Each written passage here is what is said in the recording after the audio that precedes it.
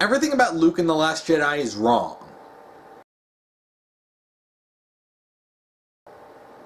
You know, I just can't understand why Disney would allow this. I can't understand why Disney would allow Luke to be treated so poorly. I mean, if only for marketability. Just because people love Luke, and you could use him to market him. Shoot, they used him to market The Force Awakens, even though he appeared for approximately 5 seconds at the end of the movie. They used him to market this, and then they treated him like garbage. I mean, this is worse than what Han got in The Force Awakens. I mean, at least Han got to actually do stuff. But this is insane. Luke, or Jake Skywalker, as he so iconically has been named by Mark Hamill, is fundamentally written wrong. And a lot of the problems can stem from a single statement. Luke in this movie is not a character. He's a plot point. He exists to make things happen and to be a Deus Ex Machina on Crate. Luke Skywalker is one of the most iconic characters in cinema history. And what is he used for? What did Rian Johnson, in his infinite wisdom, use him for? Oh, well, he had him try to kill his own nephew just so that he could try to make Kylo Ren look sympathetic. So yes, the mass-murdering space Nazi is the character who gets propped up, while Luke Skywalker, the beloved icon of Star Wars and main character, and beloved by many, is the one who gets flushed down the toilet for Kylo Ren. Because pretty much every character in The Last Jedi is a plot point. Unless your name is Kylo Ren. Because the whole gosh darn movie revolves around him. Thanks, Ryan. That's exactly what the fans want. And thank you, Kathleen Kennedy. No, seriously, Luke Skywalker, the man who didn't want to kill Darth Vader because he was his father, in fact wanting to redeem him after he captured and tortured his friends, set up a trap for Luke, toyed with him, cut off his hand, pulled the traumatic revelation that he was his father out of nowhere on Luke, and then Luke almost died trying to get away. After all that bullcrap, and after all the horrible things Vader had done, after all the mass slaughter, Luke thought Vader was redeemable because he sensed a sliver of good. But when his nephew, who's under his care and under his tutelage, he senses darkness in him, does he try to talk to him? Does he try to solve these problems? Does he relay the fact that Luke himself has felt the dark side and would know how to deal with this? Does he try to do anything that is even remotely logical? No. He picks up his lightsaber and it's just like, well, time to off the bugger. What? No, seriously, go back to Return of the Jedi and watch that whole scene in the throne room. From when Luke goes to Vader and he tries to convince him to come back with him. And then all the way to the end. Luke doesn't want to fight Vader. Vader, the guy who specifically tries to kill him. The only reason that Luke keeps fighting him is because he has to. And the only reason he actually loses it on Vader is when he threatens Leia, his sister. So, and that was what you could possibly consider Luke emotionally unstable. After seeing the rebellion basically being destroyed, after they've been all tricked, going into the Emperor's plans, and the Emperor mocking Luke over this while making him watch it. Yeah, Luke gets pissed off, but he tries to attack Palpatine. That's an important point that a lot of people don't want to, think about. He tries to go for Palpatine, the actual source of the problem, not Vader. He ends up fighting Vader because Vader jumps in and then keeps trying to fight him. So for all the people who are like, well, of course, if you look at Return of the Jedi, Luke was obviously just going to turn into a psycho killer loser. I don't even understand this. If you watch it, you'd understand that Luke held back. When he has so many emotions going on, when he's so angry, he managed to hold himself back, throw his lightsaber and go, I am a Jedi like my father before me, right to the Emperor's face. But you're telling me that after decades of training, after starting his own new Jedi Order, that Luke, after becoming no doubt more emotionally mature and mature overall, more thoughtful and wise, reacts has a moment of doubt that a lot of... Oh, and everyone always jumps on that. It was a moment of doubt. Yeah. It was a moment of doubt that he went to Kylo. He went to Kylo, pulled up his lightsaber, and wants to kill the guy. Yeah. That was a moment. Excuse me, I'm having a moment here, so try not to defend yourself. No, this cannot be explained as, well, people change as they get older. No, this is the same bullcrap that people tried to use to explain Aang being a neglectful and even abusive father. It ain't gonna happen, because it's fundamentally not what the character is. And this is what's happening with Luke. Fundamentally, this goes against everything that Luke is. And his screw-ups, yeah, because not only did Kylo go to the dark side, apparently some of the other students decided to join him. So yeah, Luke was a huge screw-up because the plot needed to happen. That's why. Everything about this is a plot point to work for Kylo Ren. Yes, let's trash Luke for Kylo Ren. Thanks, Ryan. You know what the fans want. I only know one truth.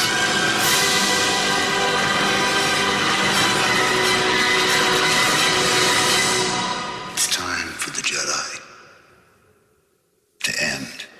Why does Luke want the Jedi to end? Everyone always cites the point of, because they made Darth Vader. No, they didn't. Palpatine did. If we're going to be talking about what happened in the prequels, you can't deny Palpatine's involvement. I mean, as if we didn't need any more help with the fandom trying to demonize the Jedi for literally everything. No, now we're just going to say that everything about Jedis are awful, unless you're Rey, I guess. And then Luke is going to want to end the Jedi. I don't know what was going on here, but there's this little thing called the Sith that caused problems. It was the Sith who did bullcrap during the prequels. It was Palpatine who did all the crap throughout the prequels and the original trilogy. You cannot blame the Jedi for everything that happened with Vader. You can't blame the Jedi at all for that. Sure, yes, they caused issues with Anakin because they brought him into a system that he was not fit for, and they made him follow the rules specifically. Yes, obviously that caused some emotional issues because he was trying to force himself to fit into a system that fundamentally didn't work. And this is why it's so important that Luke understands the faults of the past so that he can learn from them. But apparently he didn't learn from them, and he needs Yoda to come out of nowhere and just go, "Hey, by the way, you should learn from the past and your failures." Well, shouldn't Luke have already been learning from the failures of the Last Jedi Order? I mean, gosh darn it. He has Yoda, Anakin, and Obi-Wan and Qui-Gon to talk to as Force Ghosts, and they could relay any issues from the past that Luke can fix. Why should Luke want the Jedi to end? What, because he made one significant mistake? You got it wrong. Jedis don't give up, much less go hide off on an island. Well, geez. Oh, yeah, now he's got to go sit in a rock to be a cheap Obi-Wan and Yoda reference. No, Luke did not suffer. He didn't throw his lightsaber in front of the Emperor and say, "I am a Jedi like my father before me," almost die for it just to throw the Jedi away like it was nothing. That is not Luke. Luke would not give up on the Jedi. Luke was... Oh my gosh, Yoda wanted Luke to teach and to spread, bring the Jedi back. It was basically what he was going to be doing, and that's what they said he was doing. And then everyone's dead now. So then he has to disappear because I guess Rian Johnson may have read the wiki page of the original trilogy movies once or twice, and he wanted to make a reference. But no one wants to see this, Ryan. No one wants to see Luke destroy everything that he had worked for. No one wants to see the Jedi end, and it's obvious that they don't even want the Jedi to technically end. here because Rey is the Last Jedi. But, I mean, geez, it's like, I understand that they were trying to just... I said this before, Luke is nothing but a plot point. And I understand that they're just turning Luke into nothing but a reference to Obi-Wan and Yoda, but it doesn't work at all. And this also fundamentally misses the whole point about Obi-Wan and Yoda in the original trilogy. Like, because what they try to do is they try to turn Luke into a mixture between Obi-Wan and Yoda. But they missed the point. There was a reason why Obi-Wan and Yoda were in exile. There's a reason why they were hiding. Because the Empire would have hunted them down. They tried to. The Empire tried to kill them. They tried to kill all the Jedi. And they escaped. And the Empire took complete control of the galaxy. They had nowhere to go. So yeah, they had to hide in desolate areas. Yoda went to Dagobah, and Obi-Wan went to Tatooine to look over Luke. And yeah, they had the intention of training him. Obi-Wan would have trained him far sooner if Owen had let him, but Owen didn't want him involved in anything at all. Luke in The Last Jedi, or just the sequel trilogy overall, why is he on Ahch-To? He wants to die. So you're telling me that he messed up, and then was just like, well, peace out, guys. I hope everything works out. I'm gonna go die. I mean, even if he just wanted to leave, there's plenty of better places he could have gone. He could have gone to Coruscant. He could have gone to Naboo. He could have... Oh, yeah, I'm sorry. We can't reference the prequels. He could have gone to Tatooine. But no, he went to Ahch-To.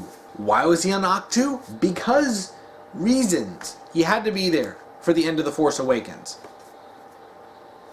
And Jar Jar Abrams only used Luke in The Force Awakens as one of his precious mystery boxes, where he just, dangled a carrot in front of you and said, ooh, what's going on? And then offers nothing substantive. That's why the ending of The Force Awakens fell so flat, because there's nothing there. Outside of, hey, look, Luke showed up. You're going to need a little bit more than that. But Luke had no plan. Luke had nothing to do. Why was he in exile? Well, because reasons. And no, for all the jokes that people make about, oh, well, this is just what Jedis do, lol. No, it's not. Yoda and Obi-Wan had to hide. Even if you look in the new canon with characters like Kanan, Kanan had to hide because otherwise he would have been killed. Yeah, they were hiding because the Empire wanted to kill them, but the New Republic's supposed to be in charge. They're supposed to be in control of at least, a good chunk of the galaxy.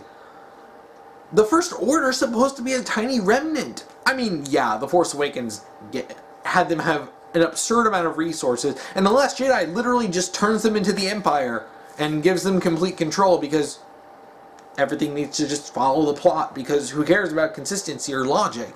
Luke could have done anything. He could have gone to Leia and Han and said, I screwed up, we need to fix this. But no, he had to run off and just sit on his butt like a loser because he needed to be there for the plot. That's all this amounts to. Luke grips his lightsaber, the lightsaber of his father, the lightsaber given to him by Obi-Wan, the one he lost in his fight on Cloud City, and just tosses it over his shoulder because subversion. Because subversion is apparently a good enough justification for ruining characters. And as a writer, subversion can be a good thing. Subverting the expectations of your audience is something that can make a story interesting. However, if you're subverting expectations for the sole reason to subvert expectations, that's not good writing. For example, if you have a story, let's just say, let me put something together. You have Bob and Steve. Bob and Steve are friends. They're monster hunters. They fight monsters and demons and everything. But then, all of a sudden Bob reveals that he's a demon, even though it's already been established that he's a human. But hey, it subverted your expectations, so it must be good. And then, all of a sudden, Bob ends up siding with the demons and has absolutely no care for Steve, even though they grew up together and there's literally no understandable reason why he doesn't like Steve anymore, why they're not friends, because he's fighting alongside the demons now. But hey, it subverted your expectations. But if you take that same story and you build up these hints that something's off about Bob, so that Steve notices these things, so that, you know, the ultimate revelation that Bob is a demon, you know, hey, you know, that makes some sense. You know, you have a, you know, a line of logic to follow to this revelation. So even though you wouldn't expect him to be a demon, there is some line of logic. It's not subverting your expectations just to throw a shocking twist out of nowhere. It's subverting your expectations because it's part of the story.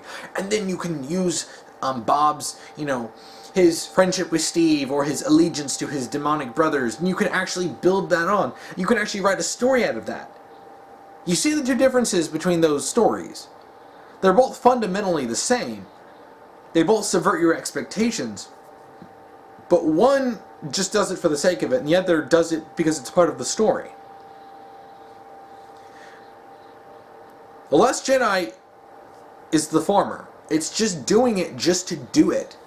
Hey, we want a good chuckle out of, you know, Luke throwing his lightsaber, even though he's giving this lightsaber. Rey hands him his lightsaber, and he holds on to it and goes, well, whatever. Even if this lightsaber brings up painful memories. I mean, after the ending of The Force Awakens, as, you know, as lacking as it was, at the very least you saw there was supposed to be emotion between Rey and Luke. And then that's all gone. Because, hey, Rian Johnson didn't need to see The Force Awakens before he wrote a sequel to The Force Awakens, right? I guess. Sure, why not? You make the decisions, Kathleen Kennedy. You know what you're doing. I mean, even if there were painful memories associated with the lightsaber, Luke could have at the very least said, Rey, this belongs to you now. I want you to use this lightsaber. And if she was his daughter, it would have made things significantly more emotional and significantly more interesting. I'm not saying this just because I've been saying Rey Skywalker since before The Force Awakens came out. It just makes sense from a logical and a narrative standpoint. Really, if this is supposed to be about the Skywalkers, right? Oh no, I'm sorry. Kylo is our Skywalker. Yeah, that's what fans want. There's so much stuff you could have done with this. Even taking the base setup given from The Force Awakens, you could have done something good with this. You could have had Luke, you know, reveal that he had actually saved at the very least some of his students, or, you know, half of them, and not all of them died.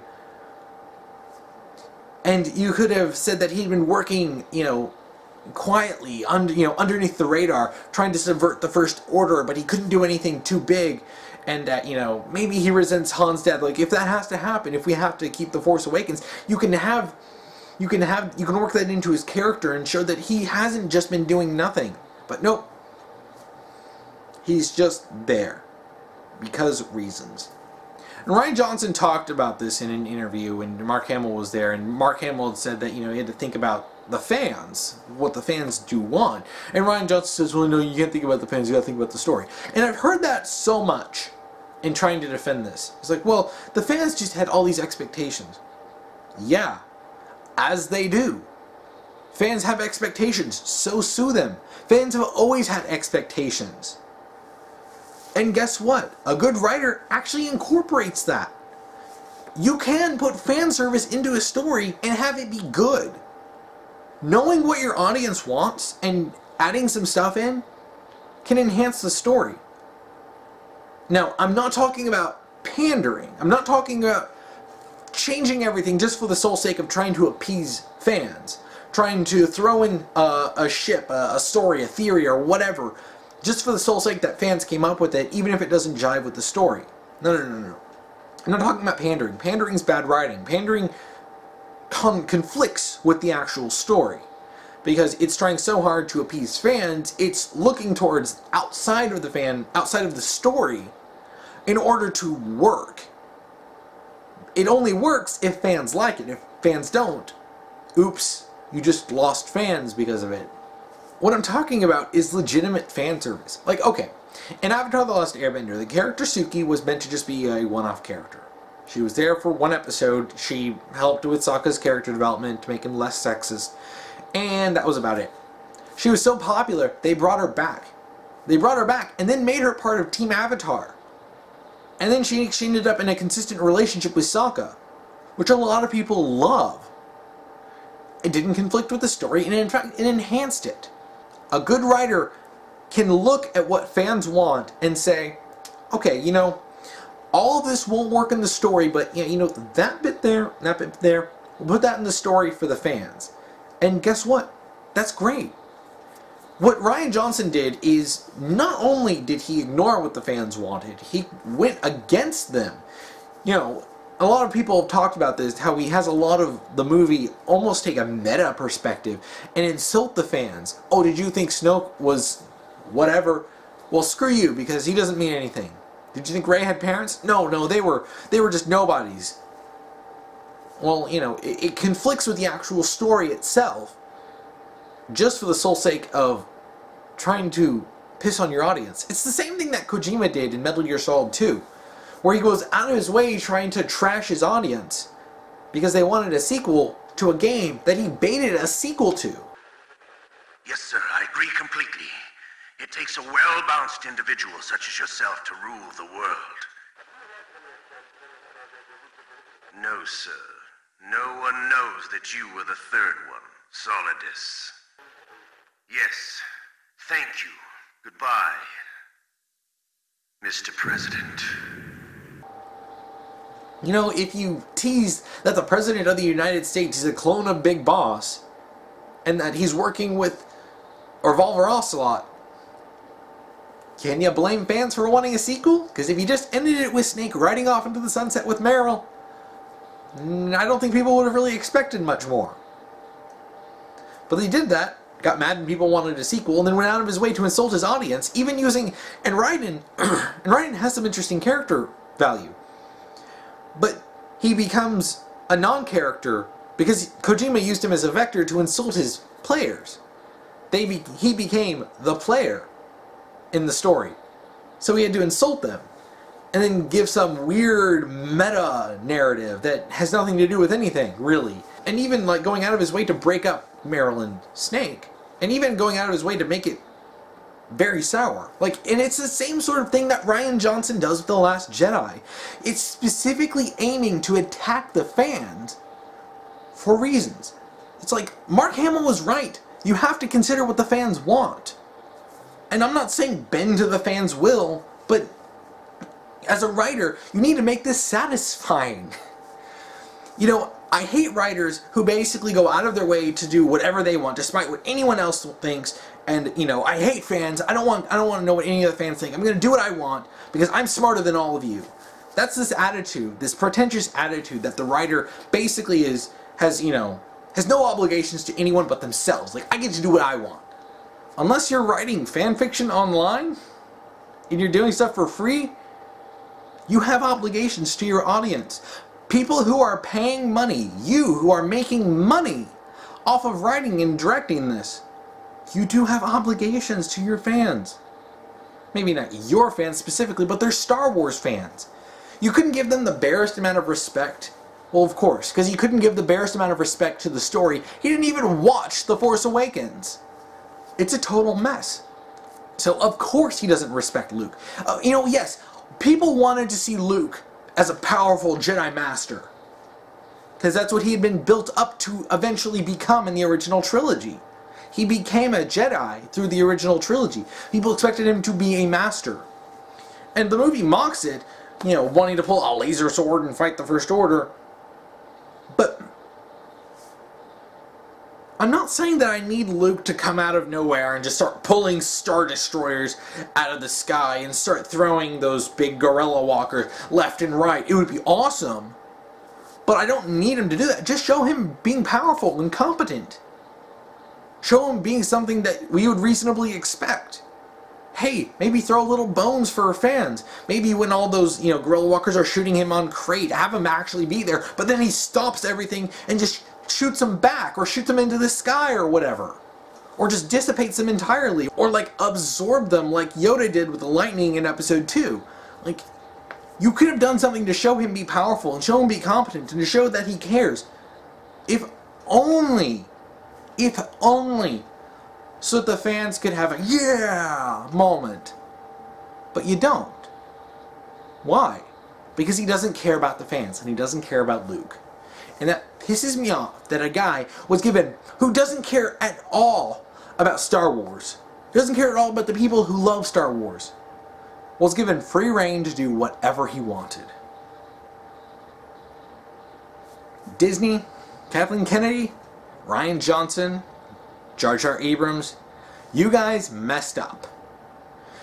And instead of them constantly making excuses about why people just don't get it, maybe they should just admit that they screwed up. I'd probably have a little bit more respect for you if you could just say, hey, we screwed up because we really didn't care. But they're not going to do that. They've just got to double down because they can't admit it. That would be a blow to their egos. And God forbid anything happen to their egos. Never. I'll never turn to the dark side. You failed, Your Highness. I am a Jedi, like my father before me. Say it again.